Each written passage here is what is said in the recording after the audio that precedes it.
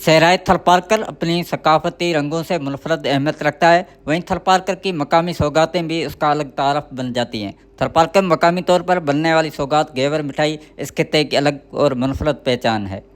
ये भाद्रव माह में मिट्टी में लगने वाले सूफी बुजुर्ग हरदास भगत के मेले पर तैयार की जाती है। इस मखसूस मिठाई के शौकीन उसका पूरा साल बेसब्री से इंतज़ार करते हैं।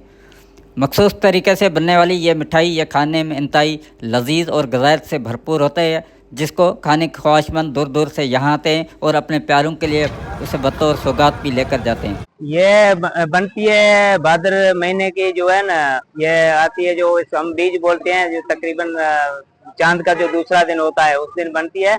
ये बनाते सिर्फ साल में एक बार ही बनाते हैं हम इनको। ये स्पेशल जो है, ये ताजा ताजा इसको जो आटा लगा होता है अगले दिन आटा लगाते हैं, उसके दूसरे दिन ये निकालते हैं। तो ये उसकी खमीर खमीर की बनती है। ये बहुत अच्छी चीज है। ये डॉक्टर भी जो जो शेरख्वार बच्चों की माएँ होती है उनको ये खिलाते हैं। ये लोग, ये बाहर के लोग भी आते हैं इधर, यात्री जो आते हैं बाहर इंडिया से भी आ जाते हैं ज़ियारत करने इधर।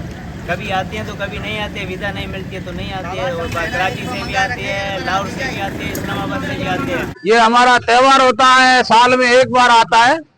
उस दिन को इसको चांद भड्डे का चांद बोलते हैं। उस दिन हम ये त्योहार मनाते हैं और बड़ा मेला लगता है। और उसमें सारे बाहर से लोग आते हैं, कराची से, इस्लामाबाद से, सारे जो हिंदू कमेटी के लोग हैं वो आते हैं और उनको दोस्त आते हैं और बहुत अकीदे से ये मनाते हैं मेला, हिंदू मुस्लिम सारे साथ मिलके। इसमें मैदा लगता है, मैदा और घी और चीनी।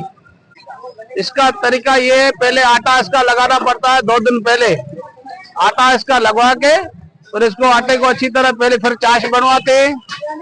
चीनी से चाश बनती है और वही चाश में ये घी से पकते हैं, फिर चाश में डुबाते हैं। डुबा के इसको बाहर रखते हैं, खुश्क हो जाते हैं, फिर बेचते हैं। राजस्थान में ये मिठाई बारिश के मौसम में तीज और रक्षाबंधन के त्यौहार पर खासतौर पर तैयार की जाती है।